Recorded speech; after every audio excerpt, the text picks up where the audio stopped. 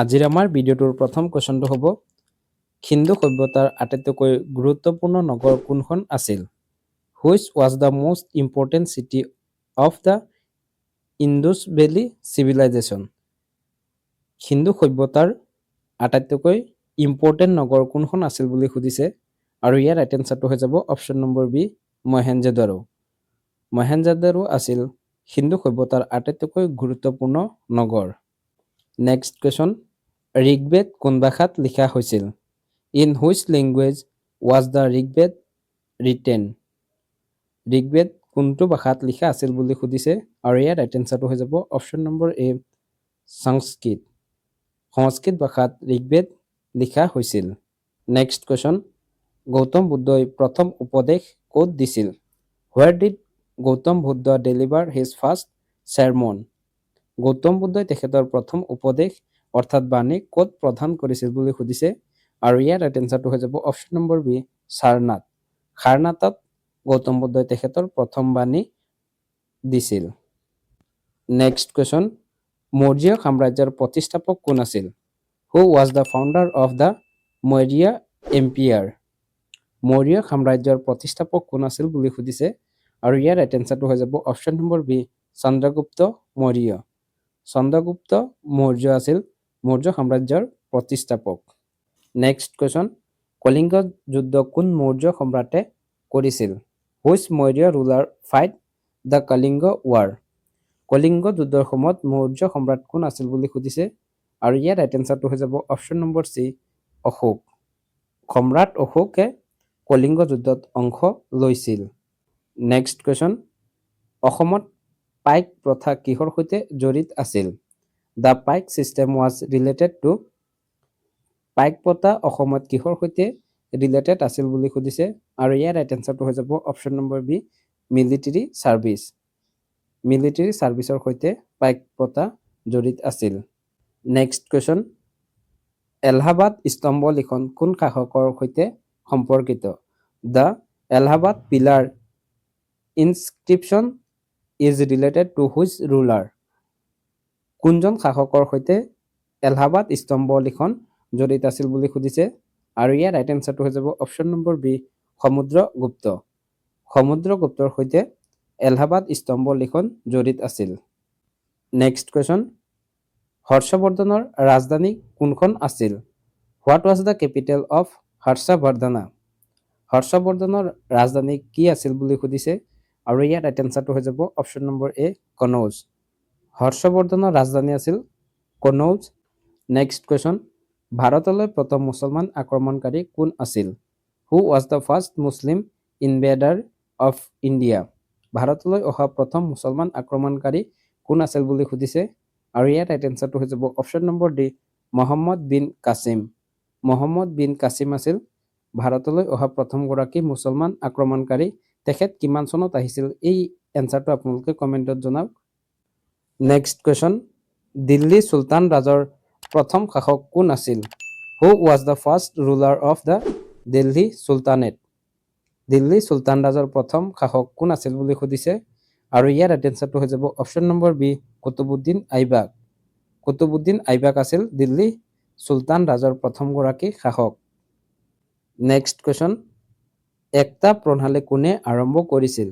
হু ইন্ট্ৰডিউচড the একটা system? একটা প্ৰণালী কোনে আৰম্ভ কৰিছিল বুলি সুধিছে আৰু ইয়াৰ ৰাইট এনচাৰটো হৈ যাব অপশ্যন নম্বৰ বি ইলতুৎমিছ। ইলতুৎমিছে একটা প্ৰণালী আৰম্ভ কৰিছিল।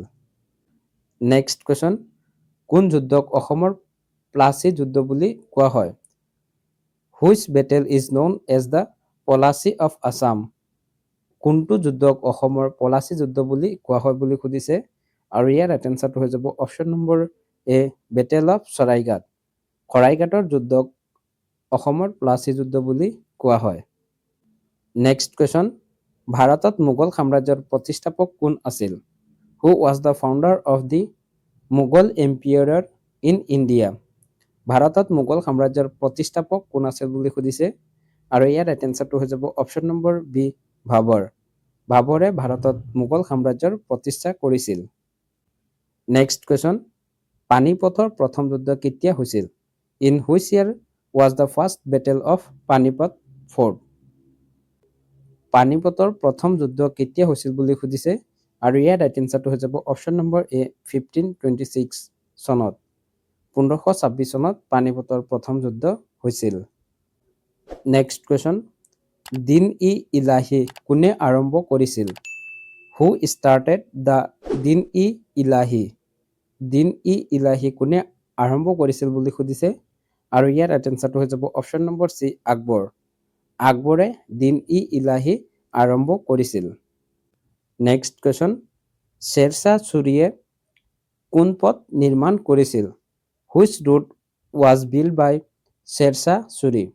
শ্বেৰশ্বাহ ছুৰীয়ে কোনটো ৰাস্তা নিৰ্মাণ কৰিছিল বুলি সুধিছে আৰু ইয়াৰ ৰাইট এনচাৰটো হৈ যাব option number C Grand Trunk Road. Grand Trunk Road Sher Shah ছুৰীয়ে নিৰ্মাণ কৰিছিল। নেক্সট কুৱেশ্যন, তাজমহল কোনে নিৰ্মাণ কৰিছিল? Who build the Taj Mahal? Taj Mahal কোনে নিৰ্মাণ কৰিছিল বুলি সুধিছে আৰু ইয়াৰ ৰাইট এনচাৰটো হৈ যাব অপশ্যন নম্বৰ চি শ্বাহজাহান।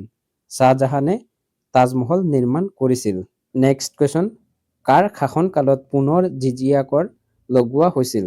ডুৰিং হুজ ৰিজন ৱাজ জিজিয়া টেক্স ৰি-ইম্প'জড? জিজিয়া কৰ কাৰ শাসনকালত ৰি-ইম্প'জড অৰ্থাৎ পুনৰ লগোৱা হৈছিল বুলি সুধিছে আৰু ইয়াৰ ৰাইট এনচাৰটো হৈ যাব অপশ্যন নম্বৰ ডি ঔৰংগজেব। ঔৰংগজেবৰ দিনত জিজিয়া কৰ পুনৰ লগোৱা হৈছিল। নেক্সট কুৱেশ্যন, পৰ্তুগীজ প্ৰথম কেতিয়া ভাৰতলৈ আহিছিল? In which year did the Portuguese first come to India? First time কেতিয়া পৰ্তুগীজসকল ভাৰতলৈ আহিছিল বুলি সুধিছে আৰু ইয়াৰ ৰাইট এনচাৰটো হৈ যাব অপশ্যন নম্বৰ বি 1498 চনত 1498 খ্ৰীষ্টাব্দত পৰ্তুগীজসকল ফাৰ্ষ্ট টাইম ভাৰতলৈ আহিছিল। নেক্সট কুৱেশ্যন, ভাস্কো দা গামাই ভাৰতত ক'ত অৱতৰণ কৰিছিল? Where did Vasco da Gama land in India? Vasco da Gama ভাৰতত ক'ত প্ৰথম আহি উপস্থিত হৈছিল বুলি সুধিছে আৰু ইয়াৰ ৰাইট এনচাৰটো হৈ যাব অপশ্যন নম্বৰ বি কালিকট। কালিকটত Vasco da Gama first time আহি উপস্থিত হৈছিল। নেক্সট কুৱেশ্যন, চৰক সংহিতা কোন বিষয়ৰ সৈতে সম্পৰ্কিত? Charaka Samhita is related to which subject? Charaka Samhita কোন বিষয়ৰ সৈতে জড়িত বুলি সুধিছে আৰু ইয়াৰ ৰাইট এনচাৰটো হৈ যাব অপশ্যন নম্বৰ চি মেডিচিন। চিকিৎসা বিজ্ঞানৰ সৈতে চৰক সংহিতা জড়িত। নেক্সট কুৱেশ্যন, নালন্দা বিশ্ববিদ্যালয় কোন যুগত প্ৰসিদ্ধ হৈছিল? Nalanda university flourished during which period? কোনটো যুগত নালন্দা বিশ্ববিদ্যালয় প্ৰসিদ্ধ হৈছিল বুলি সুধিছে আৰু ইয়াৰ ৰাইট এনচাৰটো হৈ যাব অপশ্যন নম্বৰ বি গুপ্ত। গুপ্ত সাম্ৰাজ্যৰ সময়ত নালন্দা বিশ্ববিদ্যালয় প্ৰসিদ্ধ হৈছিল। নেক্সট কুৱেশ্যন, অৰ্থশাস্ত্ৰৰ ৰচয়িতা কোন? হু ৰট দ্য অৰ্থশাস্ত্ৰ? অৰ্থশাস্ত্ৰ কোনে লিখিছিল বুলি সুধিছে আৰু ইয়াৰ ৰাইট এনচাৰটো হৈ যাব অপশ্যন নম্বৰ বি চাণক্য। চাণক্যই অৰ্থশাস্ত্ৰ ৰচনা কৰিছিল। নেক্সট কুৱেশ্যন, কোন আহোম ৰজাক অসমৰ আগাষ্টাছ বুলি কোৱা হয়? Which Ahom king is called the Augustus of Assam? অসমৰ আগষ্টাছ বুলি কোনজন আহোম ৰজাক কোৱা হয় বুলি সুধিছে আৰু ইয়াৰ ৰাইট এনচাৰটো হৈ যাব অপশ্যন নম্বৰ এ ৰুদ্ৰসিংহ। ৰুদ্ৰসিংহক অসমৰ আগষ্টাছ বুলি কোৱা হয়। নেক্সট কুৱেশ্যন, ভাৰতত প্ৰথম মুদ্ৰা কোন সভ্যতাত প্ৰচলন হৈছিল? Which civilisation introduce the earliest coin in India? ভাৰতত কোনটো সাম্ৰাজ্য বা কোনটো সভ্যতাৰ সময়ত প্ৰথম মুদ্ৰা প্ৰচলন হৈছিল বুলি সুধিছে আৰু ইয়াৰ ৰাইট এনচাৰটো হৈ যাব option number B Indus valley civilisation. Sindhu সভ্যতাৰ সময়ত ভাৰতত প্ৰথম মুদ্ৰাৰ প্ৰচলন হৈছিল। এতিয়ালৈকে আমি আমাৰ এই ভিডিঅ'টোত আলোচনা কৰিবলগীয়া 25 ইম্পৰ্টেণ্ট জিকে কুৱেশ্যন এণ্ড এনচাৰ আলোচনা কৰিলোঁ। এই কুৱেশ্যনখিনি যদি কিবা ভুল হয় সেইবোৰটো আপোনালোকে কমেণ্টত আঙুলিয়াই দিব বুলি আশা ৰাখিছোঁ। ইয়াৰ পিছত প্ৰতিটো ভিডিঅ' যেনেকুৱা আমি আপোনালোকলৈ এটি কুৱেশ্যন আগবঢ়াওঁ, আজিও এটি কুৱেশ্যন লৈ আহিছোঁ আৰু সেই কুৱেশ্যনটো হ'ব গুপ্ত যুগৰ বিখ্যাত কবি কোন আছিল?